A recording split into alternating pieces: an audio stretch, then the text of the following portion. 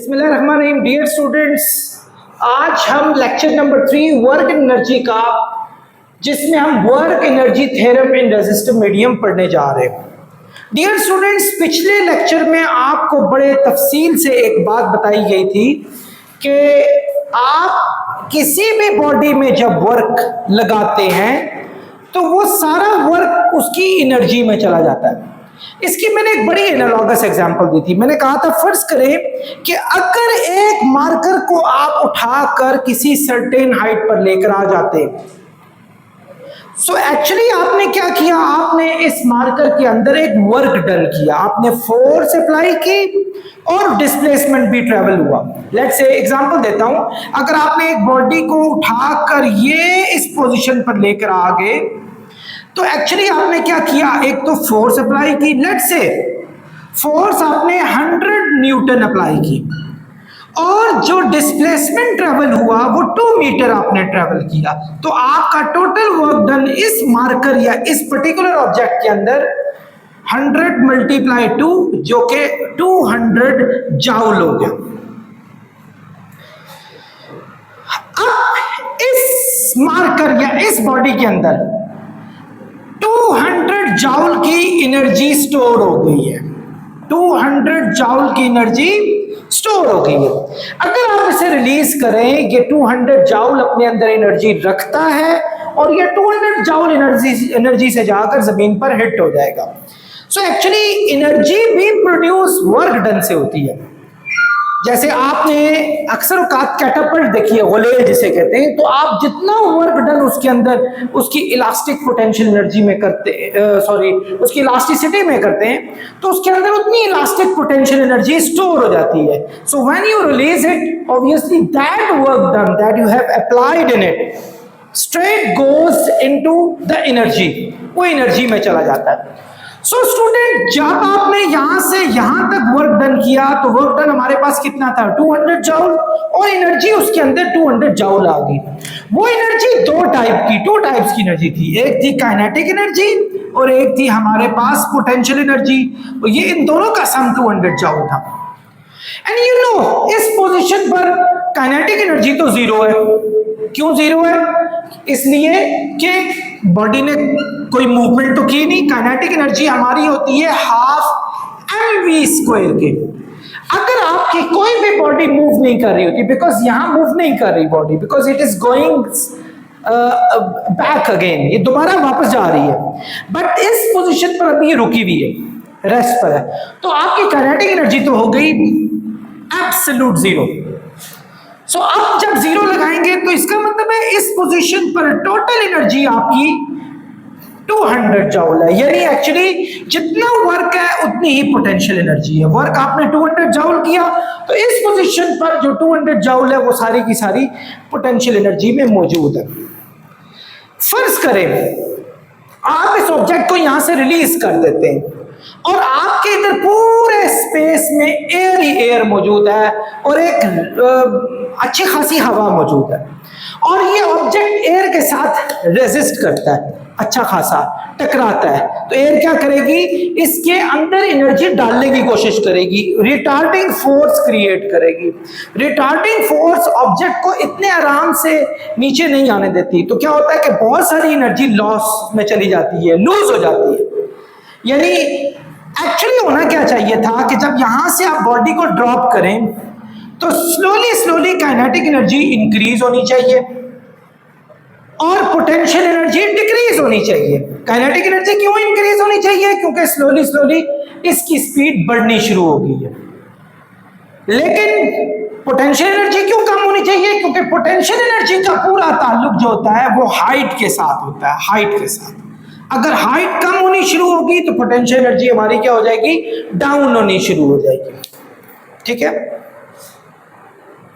Dear students, आप फर्ज करें अगर आपकी बॉडी इस जगह पर आके पहुंच जाती है, इस पोजीशन पर अगर एग्जांपल ले लेते हैं, हमारी काइनेटिक एनर्जी 120 जाउल होगी है, सो पोटेंशियल एनर्जी हमारे पास 80 जाउल होगी। In order to compensate it, in order to make it 200, so when you add both of them you gonna get 200 straight away, आपके पास 200 जाउल हो जाएगी अगेन। यानी actually total energy वही रहती है। ये अपने law of conservation of energy और इंटर कन्वर्जन ऑफ एनर्जी के लॉज आपने 9th स्टैंडर्ड पढ़े थे कि एक एनर्जी दूसरी एनर्जी में कन्वर्ट हो जाती है। आपने देखा कि आपकी पोटेंशियल आहिस्ता आहिस्ता काइनेटिक में जा रही है और पोटेंशियल डिक्रीज हो रही है। Increase in kinetic energy result in the decrease in potential energy but the total energy remain constant. आपकी टोटल एनर्जी हर वक्त एक जैसी ही रहती है। तो आपने देखा इन दोनों की एनर्जी 200 थी। Even when it hits the ground before hitting it at zero height, the kinetic energy would be 200 joule straight away, but the potential energy would be absolute zero. So that if you add both of them, your total answer is 200. फिर उसके बाद जब body hit करती है, वो सारी energy आपकी body के किसी ऑब्जेक्ट के ब्रेक होने में लगती है, किस साउंड में लगती है, थर्मल एनर्जी में चली जाती है, बहुत सारी एनर्जी में चली जाती है और वो एनर्जी इस तरह एक से दूसरे में कन्वर्ट हो जाती है। लेकिन स्टूडेंट आप कभी सोचें कि अगर यही बॉडी नीचे आ रही हो और इसको अच्छी खासी रेजिस्टेंस मिल रही हो, हवा की या किसी भी ऑब्जेक्ट की रेजिस्टेंस मिल रही हो, जैसे कि आपने पैराट्रूपर्स देखे हैं, जब पैराट्रूपर्स किसी जगह से जंप करते हैं तो उनका इतना बड़ा पैराशूट, बड़ा सा पैराशूट, वो क्या कर रहा होता है, वो जब उस पैराशूट के साथ वो नीचे आ रहे होते हैं तो एयर जो होती है वो रिटार्डिंग फोर्स ऊपर की तरफ लगा रही होती है। रिटार्डिंग फोर्स ऊपर की तरफ, जिसको ड्रैग फोर्स भी कहते हैं, ऊपर की तरफ लगा रही होती है। आप का एग्जाम्पल, इस अगर पैराशूट यहां से गया उसको यहां पहुंचा, अगर पैराशूट, उस पैराशूट की काइनेटिक एनर्जी 120 जूल होनी चाहिए, लेकिन आपको 120 जूल वो नजर नहीं आती, तो वो 120 जूल कहां चलेगी? तो स्टूडेंट वो एक्चुअली जो आपकी हवा ने रेजिस्टेंस फ्राहम की थी, उसको ड्रैग फ्राहम किया था, जो उसको रोकने की कोशिश की थी, तो वो सारी एनर्जी उसमें चली गई थी। यानी हवा पूरी की पूरी फोर्स लगा रही होती है ताकि एक ऑब्जेक्ट नीचे ना जा रहा हो, तो वो जितनी ड्रैग फ्राहम कर रही होती है वो आप माइनस कर लें। एग्जाम्पल, इस पॉइंट पे काइनेटिक एनर्जी अगर आपकी 30 जूल रह गई है तो भाई 90 जूल किस पॉइंट पे कहां चलेगी? सो वो 90 जूल एक्चुअली हवा की वो एनर्जी थी जो उस पैराशूट को नीचे नहीं आने दे रही थी। इसलिए पैराट्रूपर्स बड़े आराम से जमीन पे पहुंच जाते हैं, उनको पता है कि उनकी स्पीड ने नहीं बढ़ना होता इतना ज्यादा, बल्कि आप नेक्स्ट चैप्टर में अच्छे तरीके से पढ़ेंगे कि ऐसा होता है कि किसी पॉइंट पे जाके आपको टर्मिनल वेलोसिटी मिल जाती है। टर्मिनल वेलोसिटी का मतलब कि जितनी फोर्स से बॉडी नीचे आ रही हो, इतनी फोर्स से ड्रैग फोर्स ऊपर लग रही हो। तो जब दो फोर्सेस सेम हो जाती हैं तो फिर बॉडी एक ही स्पीड से नीचे आती है, एक ही स्पीड से, फिर वो स्पीड इंक्रीज नहीं होती, and that speed is known as terminal speed, or that velocity is known as terminal velocity, but I'm not going to discuss on it, मेरा ये था ही नहीं। So student, ये सारा वर्क डन जो कि जाना चाहिए था काइनेटिक और पोटेंशियल में, यानी ये उसमें जाना चाहिए था, तो वो काइनेटिक में चला गया और कुछ आपका रेजिस्टिव वर्क डन में चला गया, रेजिस्टेंस में चला गया। जैसा मैं अभी आपको बता रहा था कि फर्ज करो काइनेटिक एनर्जी हमारी 30 जूल है, इस पॉइंट पर होना इसको कितना चाहिए था? 120 जूल होना चाहिए था। सो 90 जूल एक्चुअली वो हवा थी जो इसको रेजिस्टेंस फ्राहम कर रही थी, ताकि इन दोनों का सम जो है इस पॉइंट पे हमारे पास काइनेटिक एनर्जी का 120 होना चाहिए, यानी वो एनर्जी उस जगह पर चलेगी हमारे पास। तो जब हम रेजिस्टिव वर्क डन को फाइंड करेंगे, ये एक्चुअली यहाँ क्या हो रहा है, प्लस हो रहा है, और ये जाके यहाँ माइनस हो जाएगा, यानी sorry change in kinetic energy जो यहाँ जाके माइनस हो जाएगी। आई होप आपको रेजिस्टेंस की जो वर्क डन है उसको फाइंड करने का एक फॉर्मूला समझ आ गया होगा। स्टूडेंट एक बात याद रखें, बॉडी जब किसी भी मीडियम में जा रही हो तो मीडियम एक बहुत अहम रोल प्ले करता है। अगर मीडियम बहुत ज्यादा विस्कस हो, बहुत ज्यादा विस्कस हो, लाइक अगर आप छलांग लगाते हैं पानी में तो आपको पानी भी एक फोर्स ऊपर की तरफ लगा रहा होता है, वो आपको नीचे जाने नहीं दे रहा होता। आपने पिछले साल ये एक बॉयंट फोर्स के नाम से एक चीज पढ़ी थी, अप थ्रस्ट फोर्स पड़ी थी कि जो बॉडी को ऊपर की तरफ करती है। सो ये वही फोर्स है जो आपको ऊपर की तरफ कर रही होगी। लेकिन आप कभी छलांग अगर वही शहद में लगा दें, हनी में लगा दें, सो हनी में आप इतना इजीली जमीन पर नहीं जा सकेंगे, क्योंकि हनी बहुत ज्यादा विस्कस होती है।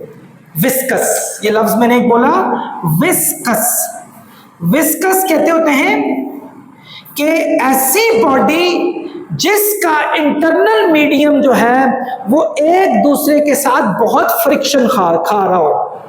दोबारा सुन लें, बॉडी या मीडियम जिसका इंटरनल जो मॉलिक्यूल्स हैं वो एक दूसरे से बहुत ज्यादा फ्रिक्शन खा रहे हो, वो उतनी ही ज्यादा विस्कोसिटी रखती है। और तो हर बॉडी में फ्रिक्शन लग रही होती है, लेकिन हवा में बहुत कम होती है, because they are far apart, वो बहुत दूर होते हैं उसके मॉलिक्यूल्स।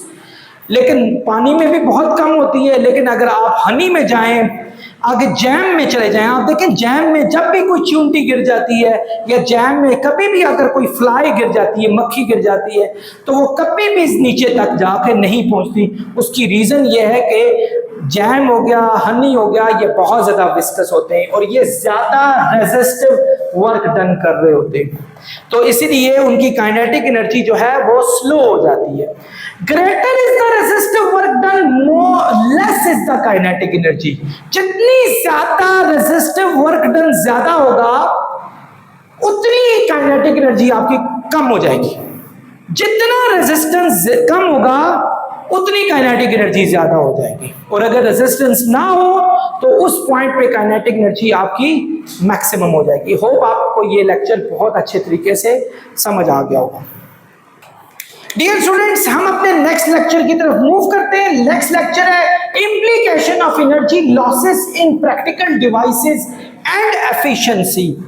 यानी आपकी एनर्जी लॉसेस के कुछ एक प्रैक्टिकल डिवाइसेस में क्या होते हैं, एफिशिएंसी क्या होती है और उनकी क्या इंप्लीकेशंस हैं। So we are going to discuss on this according to national book foundation, जो आपकी न्यू बुक थी उसके मुताबिक।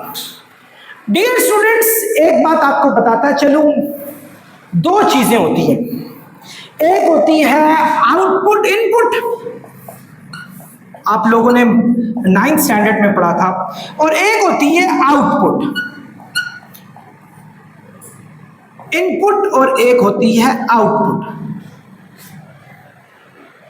एग्जाम्पल, हम एक एनालॉगस एग्जाम्पल लेते हैं, बाद में मशीन्स के बारे में बात करते हैं। आपको एग्जाम पेपर दिया गया फिजिक्स का 100 मार्क्स का, ये आपका इनपुट था, लेकिन आपका आउटपुट क्या निकला कि आपने 60 मार्क्स ले लिए। इसका मतलब है आपके दिमाग की मशीन ने सिर्फ 60% काम किया उस पर, बाकी 40% वो बिल्कुल ना काम कर सकी। एक और स्टूडेंट ने 90 मार्क्स ले लिए, तो उनकी 90% एफिशिएंसी होगी। मैं एफिशिएंसी के बारे में अभी नहीं पढ़ाया, मैं जनरली बता रहा हूं। इनपुट एक्चुअली कहते हैं कि एक मशीन इनपुट कहते हैं एक मशीन कितनी एफर्ट लगाती है। एफर्ट फोर्स होती है। एक मशीन कितनी एफर्ट लगाती है और डिस्टेंस को वो ले जाने की सलाहियत रखती है।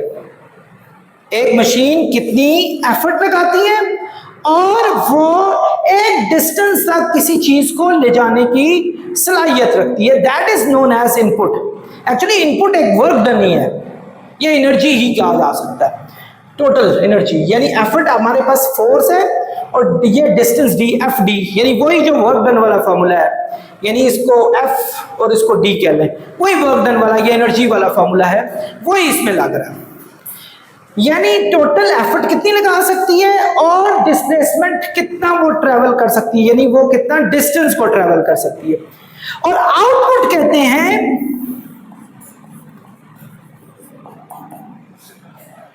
कि उस मशीन ने कितने लोड को लेके गई, लोड, वो कितना लोड कैरी किया।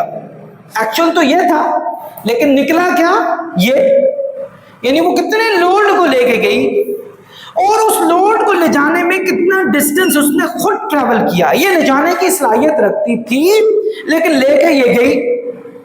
इतना एफर्ट लगाने की सलाहियत रखती थी, लेकिन इतना लोड लेके गई वो। इसको कहते हैं आउटपुट।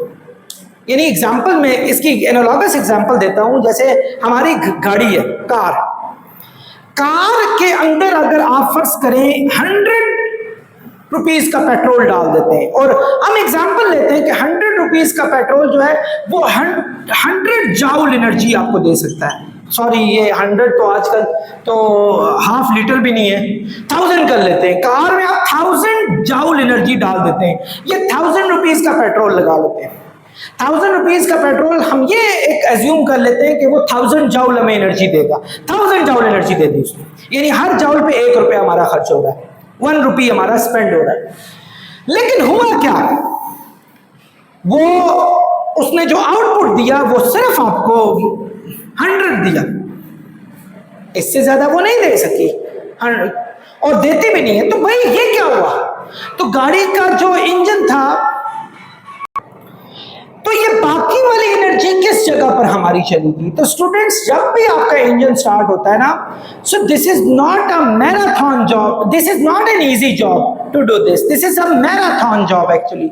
बहुत सारी चीजें आपका थर्मल एनर्जी में भी चली जाती हैं, साउंड एनर्जी में भी चली जाती हैं, फ्रिक्शन में चली जाती हैं। आपने देखा होगा कि वियर एंड टियर हो जाते हैं पार्ट्स में, इन तमाम चीजों में भी बहुत बड़ा एनर्जी लॉस हो जाता है हमारे पास। तो हमें बचती है टोटल 100 जाउल एनर्जी। एग्जांपल दी है ये मैंने, इट्स नॉट नेसेसरी। आजकल माशाल्लाह गाड़ियां, जो पेट्रोल गाड़ियां वो आपको 25 से 30% आराम से एफिशिएंसीज दे रही है, और डीजल गाड़ियों का तो क्या बात है, वो 40% तक दे रही है।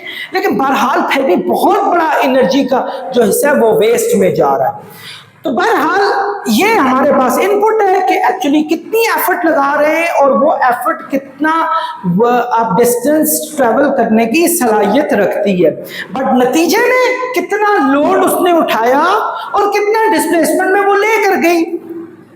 सो एफिशिएंसी इज डिफाइंड। अब मैं एफिशिएंसी की तरफ स्टूडेंट जा रहा हूं। एफिशिएंसी एक और टॉपिक है, is defined as output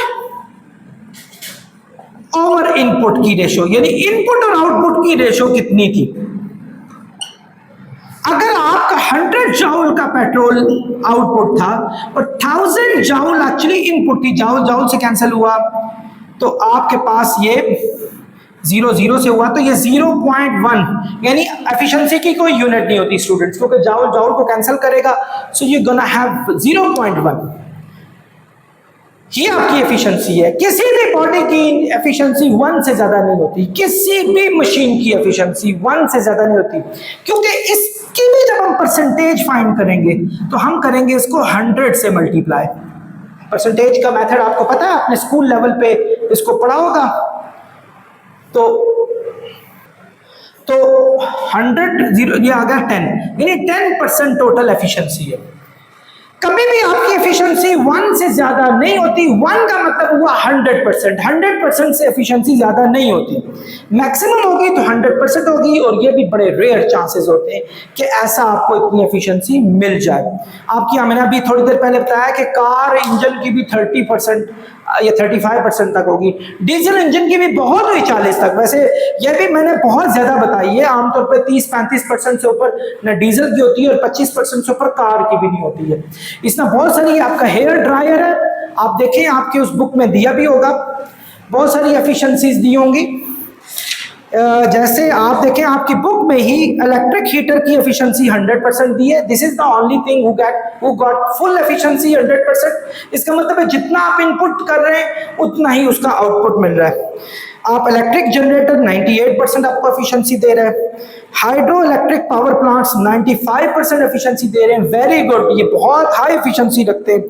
electric motor 95 देती है। और देखें इनकैंडेसेंट बल्ब लाइट, ये आपको सिर्फ 5% एफिशिएंसी देती है। सो भाई अगर 5% देती है तो बाकी एफिशिएंसी कहाँ चली जाती है 95%।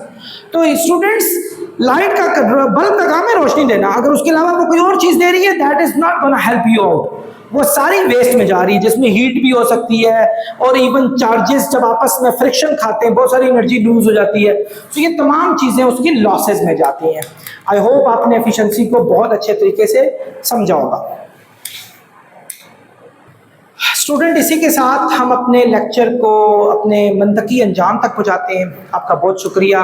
नेक्स्ट लेक्चर इंशाल्लाह न्यूमेरिकल्स के बारे में होगा, लेक्चर नंबर 4 अबाउट न्यूमेरिकल्स, तो साथ रहिएगा। अस्सलाम वालेकुम।